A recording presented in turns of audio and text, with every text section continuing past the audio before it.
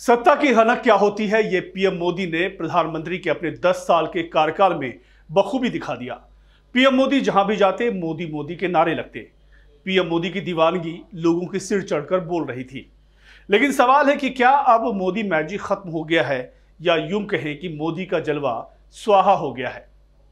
ऐसा हम इसलिए कह रहे हैं क्योंकि पहले तो 2024 के लोकसभा चुनाव में मोदी का जादू नहीं चला और नरेंद्र मोदी बैसाखियों के सहारे तीसरी बार प्रधानमंत्री बने तो जरूर, लेकिन उनमें अब वो ताकत नजर नहीं आती। अब पीएम मोदी संसद के अंदर बेबस नजर आते हैं। पहले मोदी है तो मुमकिन जैसे नारे बुलंद किए जाते थे। कहा तो यह भी जाता था कि पीएम मोदी का दुनिया भर में डंका बज रहा है, लेकिन अपने ही घर में वो ढेर हो गए। नमस्कार, मैं हूं सैयद नजीर और आप देख रहे हैं टीबीजे मीडिया। 2024 के चुनाव से पहले पीएम मोदी खूब ताल ठोक रहे थे और अब पीएम मोदी की बेबसी ये बताने के लिए काफी है कि मोदी मैजिक बस स्वाहा हो रहा है। ये बात पीएम मोदी के इन दोनों बयानों से समझा जा सकता है। तुम्हारे पांव के नीचे कोई जमीन नहीं। कमाल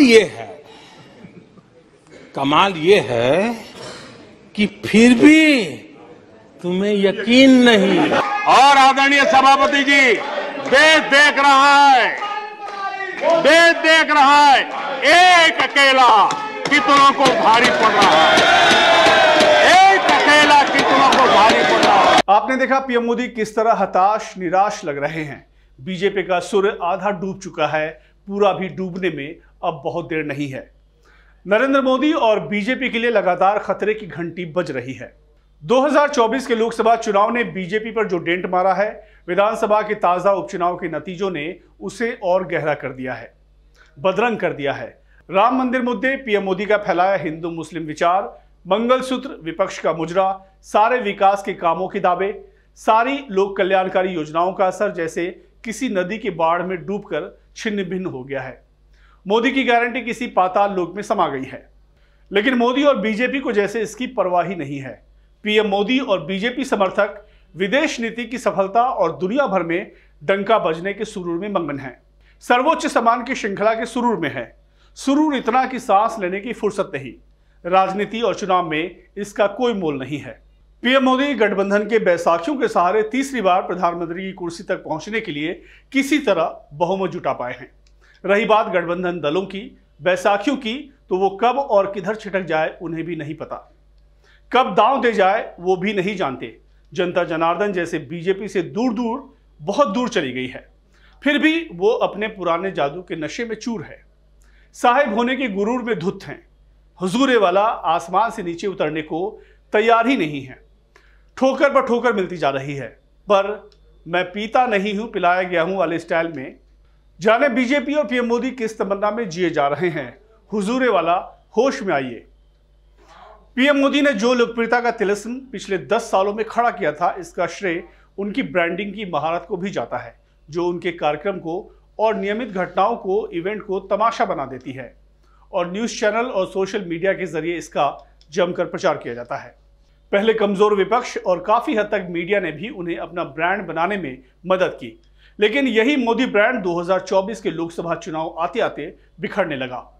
बीजेपी और पीएम मोदी भी ये अच्छी तरह जानते हैं कि पहले वाला करिश्मा वो इस बार के चुनाव में नहीं दोहरा पाए। पीएम मोदी की खुद की नीतियां भी इसके लिए कम जिम्मेदार नहीं थी। बीजेपी की सीटों में गिरावट की खास वजह रही बेरोजगारी, बढ़ती कीमतों, बढ़ती असमानता और अग्निवीर योजना। इसके अलावा चुनाव प्रचार के दौरान भी पीएम मोदी ने कई ऐसे बयान दिए जो किसी भी प्रधानमंत्री के लिए अशोभनीय है। पीएम मोदी ने ऐसी भाषा का इस्तेमाल किया, खासकर मुसलमानों को टारगेट करते हुए, जो कहीं से भी जायज नहीं ठहरा जा सकते। इससे भी मतदाता निराश हुए। मेरी माता और बहनों की जिंदगी में सोना उसके स्वाभिमान से जुड़ा हुआ है, उसका मंगलसूत्र उसके जीवन के सपनों से जुड़ा हुआ है। तुम उसे छीनने की बात कर रहे हो अपने मैनिफेस्टो में। गोल्ड ले लेंगे, सबको वितरित कर देंगे। और पहले जब उनकी सरकार थी, उन्होंने कहा था कि देश की संपत्ति पर पहला अधिकार मुसलमानों का है। पीएम मोदी का महत्वाकांक्षी नारा अब की बार 400 पार, जिसका लक्ष्य एनडीए गठबंधन के लिए 400 से ज्यादा सीटें हासिल करना था, शायद उल्टा पड़ गया। क्योंकि 400 पार के नारों से गरीब तबकों में संविधान बदलने का डर पैदा हो गया और विपक्ष ने भी इसे खूब भुनाया। और नतीजा ये रहा कि बीजेपी अकेले अपने दम पर बहुमत के आंकड़े तक भी नहीं पहुंच पाई।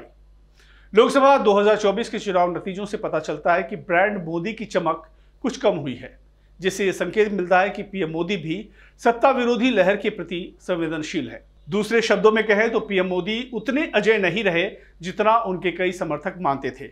इससे विपक्ष को कई उम्मीदें मिलती है। बीजेपी आलाकमान यह मानकर बैठ गए थे कि लोकसभा चुनाव 2024 के नतीजे सिर्फ संविधान बदलने और आरक्षण खत्म करने की अफवाह का दुष्परिणाम है। बहुत हद तक बीजेपी वाले लोकसभा चुनाव में अपनी दुर्दशा के लिए यही कारण लोगों को समझाते नजर आए। इसीलिए जवाब में 25 जून को संविधान की हत्या दिवस मनाने के बहाने कांग्रेस की काली करतूत की याद दिलाने का स्वांग रचा गया। सवाल है कि बीते 50 सालों में इमरजेंसी लगने की तारीख को संविधान की हत्या दिवस के रूप में क्यों नहीं मनाया गया। यही नहीं, पीएम मोदी के बीते 10 सालों के शासन में इसकी सुध क्यों नहीं ली गई। अब जब तगड़ा झटका लग चुका है तभी क्यों ये आइडिया आया है। बीजेपी के करीबी राष्ट्रीय स्वयंसेवक संघ को 2024 के लोकसभा चुनाव से पहले यह एहसास हो गया था कि सिर्फ मोदी मैजिक इस बार के चुनाव में कारगर नहीं होगा। आरएसएस के अंग्रेजी मुखपत्र ऑर्गेनाइजर ने कर्नाटक चुनाव के बाद एक लेख प्रकाशित किया था जिसमें कहा गया था कि यह समय आत्मनिरीक्षण का है। सिर्फ मोदी मैजिक और हिंदुत्व के दम पर चुनाव नहीं जीते जा सकते। प्रफुल्ल केतकर के इस लेख को पूरा पढ़ने से पता चलता है कि आरएसएस ने आखिर ये बात क्यों कही। 2014 और 2019 में लोगों ने मुस्लिम तुष्टीकरण के खिलाफ वोट दिया था और मोदी मैजिक चल गया था। अनेक तथ्य गवाह है कि मोदी सरकार ने मुस्लिम तुष्टीकरण को कांग्रेस से कहीं ज्यादा बढ़ावा दिया है। बीते 10 सालों में पीएम मोदी और बीजेपी ने अपने कार्यकर्ताओं के सिर्फ बलि दी है, अपने वोटरों के साथ छल किया है। कांग्रेस मुक्त भारत बनाने की गणित की फेर में तमाम फूंके हुए कारतूस टाइप कांग्रेसियों को बीजेपी में न सिर्फ भर लिया बल्कि उन्हें सिर पर बिठा लिया। पंडित नेहरू से लेकर सोनिया गांधी और राहुल गांधी को चिढ़ाने की इस रणनीति में पीएम मोदी ने खुद के ईगो को सेटिस्फाई तो किया, लेकिन बीजेपी का बेड़ा गर्क कर दिया और बीजेपी कार्यकर्ताओं का भरपूर अपमान भी किया। पीएम मोदी के मैजिक खत्म करने में विपक्षी एकता भी कारगर रही। खासकर राहुल गांधी ने भारत जोड़ो यात्रा से पूरा माहौल ही बदल दिया और फिर 2024 का चुनाव पूरी एकजुटता के साथ लड़ा गया। साल 2014 में 44 सीटों पर और 2019 में 52 सीटों पर सिमटने वाली कांग्रेस का 99 सीटें जीतना और इंडिया गठबंधन का 234 के आंकड़े तक पहुंचने को विपक्ष के लिए बड़ी सफलता माना जा रहा है। हालांकि यह आंकड़ा बीजेपी की कुल सीटों से कम है। कांग्रेस का वोट शेयर करीब 2% बढ़ा है। इतना ही नहीं, 99 सीटें लाने वाली कांग्रेस के राहुल गांधी ने अब मोदी को संसद में चिढ़ाने का काम शुरू कर दिया है। पीएम मोदी पूरे चुनाव में राहुल गांधी को शहजादा कहकर मजे ले रहे थे। उसी राहुल गांधी ने भरे संसद के सामने पीएम मोदी से चुन चुनकर हिसाब बराबर कर लिया। राहुल गांधी ने अपने संबोधन में कहा कि इंडिया गठबंधन ने प्रधानमंत्री के कॉन्फिडेंस को उड़ा दिया है, जिसकी वजह से प्रधानमंत्री मोदी मेरे भाषण में कभी नहीं आ पा रहे हैं। उन्होंने भविष्यवाणी करते हुए कहा कि मैं आपको एडवांस में बता देता हूं कि पीएम मोदी मेरे भाषण में कभी नहीं आ पाएंगे। पीएम मोदी के मैजिक खत्म होने का सबसे बड़ा सबूत यह भी है कि उत्तर प्रदेश के मुख्यमंत्री योगी को लेकर सिर फुटबॉल अभी तक जारी है। लोकसभा चुनाव में यूपी में बीजेपी का प्रदर्शन सबसे खराब रहा। 80 सीटों वाले यूपी में बीजेपी और सहयोगी दल 35 सीटों पर सिमट गई और वही सीएम योगी आदित्यनाथ के लिए मुसीबत बन गया, क्योंकि पीएम मोदी और बीजेपी के बहुमत तक पहुंचने में यूपी का प्रदर्शन घातक साबित हुआ। इससे पीएम मोदी के मन में सीएम योगी को लेकर काफी गुस्सा है, क्योंकि उम्मीद के मुताबिक बीजेपी उत्तर प्रदेश में प्रदर्शन नहीं कर पाई। चुनाव में हार पर समिति भी बनी, मंथन भी हुआ, लेकिन लोकसभा चुनाव के नतीजे के 2 महीने बीत जाने के बाद भी योगी आदित्यनाथ को लेकर पीएम मोदी या बीजेपी कोई फैसला नहीं कर पा रही है। सिर्फ न्यूज चैनल और सोशल मीडिया पर योगी आदित्यनाथ को लेकर खबर दिखाई देती है कि योगी आदित्यनाथ मुख्यमंत्री की कुर्सी से हटेंगे, लेकिन ये करने की हिम्मत पीएम मोदी और बीजेपी आलाकमान नहीं कर पा रही है। एक वक्त था जब बिना किसी सुगबुगाहट के पीएम मोदी पलक झपकते ही किसी भी बीजेपी शासित राज्यों के मुख्यमंत्री बदल देते थे, लेकिन अब हालात यह है कि जब कभी भी पीएम मोदी का योगी आदित्यनाथ से आमना सामना होता है तो पीएम मोदी बिना कोई रिस्पॉन्स दिए आगे बढ़ जाते हैं। बीजेपी के अंदर खाने भी कई नेता ऐसे हैं जो पीएम मोदी को व्यक्तिगत तौर पर पसंद नहीं करते, लेकिन खुलकर बोलने से बचते रहे हैं। मुकेश अंबानी जैसे पूंजीपति ने बेटे की शादी के बहाने इंडिया गठबंधन के लोगों के लिए रेड कारपेट वैसे ही नहीं बिछा दी थी। मोदी की गारंटी को एक पूंजीपति ने भी समय रहते समझ लिया और ये जगजाहिर हो चुका है कि मोदी मैजिक बस स्वाहा ही है। पर नहीं अगर कोई समझ पाया तो वो बीजेपी के सरगना नरेंद्र मोदी हैं। पीएम मोदी और उनके सिपहसालार भी अक्सर कहते रहे कि जहां लोग सोचना बंद कर देते हैं, मोदी वहां से सोचना शुरू करते हैं। तो हुजूर आला अब बीजेपी के पतन की पराकाष्ठा और दुर्दशा करके ही सोचेंगे। पीएम मोदी के प्रधानमंत्री बनने से पहले यही हालत कांग्रेस की थी और इसी वजह से कांग्रेस बर्बाद हुई थी।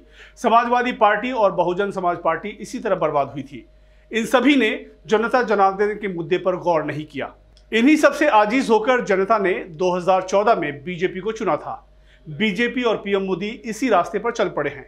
जनता को क्या पता था बीजेपी के मोदी राज में भी रामनवमी पर, हनुमान जयंती पर, दुर्गा पूजा पर, दिल्ली जैसी जगह पर मिनी दंगे होने लगेंगे। सनातन को कैंसर, मलेरिया, डेंगू, एड्स जैसे खिताब भी मोदी राज में पेश किए गए। इसकी फहरिस्त बहुत लंबी है। और तो और बीते कर्नाटक विधानसभा चुनाव में जैसे जय हनुमान का रंग उतर गया था, वैसे ही 2024 के लोकसभा चुनाव में जय श्री राम का रंग उतर गया। बीजेपी को चिढ़ाने लगा, काशी में शर्मनाक जीत हुई। अयोध्या, चित्रकूट जैसी जगहों पर बीजेपी को पराजय मिली और रही सही कसर उपचुनाव में बद्रीनाथ में भी बीजेपी चित हो गई। सनातन की रखवाली का जो परसेप्शन था वह पूरी तरह से ध्वस्त हो गया। गरज ये कि बीजेपी के सारे चुनावी औजार अब थोथरे साबित हो चुके हैं। सब में जंग लग चुके हैं। हिंदू मुसलमान के नैरेटिव में भी पलीता लग चुका है। सबका साथ, सबका विकास, सबका विश्वास और सबका प्रयास के जुमले से बीजेपी के नेता और समर्थक ही आजीज हो चुके हैं। देश उब गया है इस कोरी लफाजी से। पीएम मोदी और बीजेपी नेताओं के जुमलों भरे वादे और लोक लुभावन स्लोगन से राजनीति, चुनाव और सरकार ज्यादा दिन तक नहीं चला सकते। स्लोगन भी ऐसे कि लोगों के गले के नीचे नहीं उतर पाए। अब वक्त आ गया है कि बीजेपी को अब पीएम मोदी को भी बदलने की समय रहते सोचना चाहिए। ऐसा नहीं है कि बीजेपी और आरएसएस को कम से कम नरेंद्र मोदी का रिप्लेसमेंट नहीं मिलेगा, नहीं तो अगले चुनाव में बीजेपी को कांग्रेस की तरह बर्बादी के पड़ाव पर देखने के लिए तैयार हो जाइए। पीएम मोदी के खत्म होते मैजिक के बारे में आप क्या सोचते हैं, हमें कमेंट करके हमें अपनी राय जरूर बताएं। हमारे चैनल को लाइक, शेयर और सब्सक्राइब करना ना भूलें। धन्यवाद।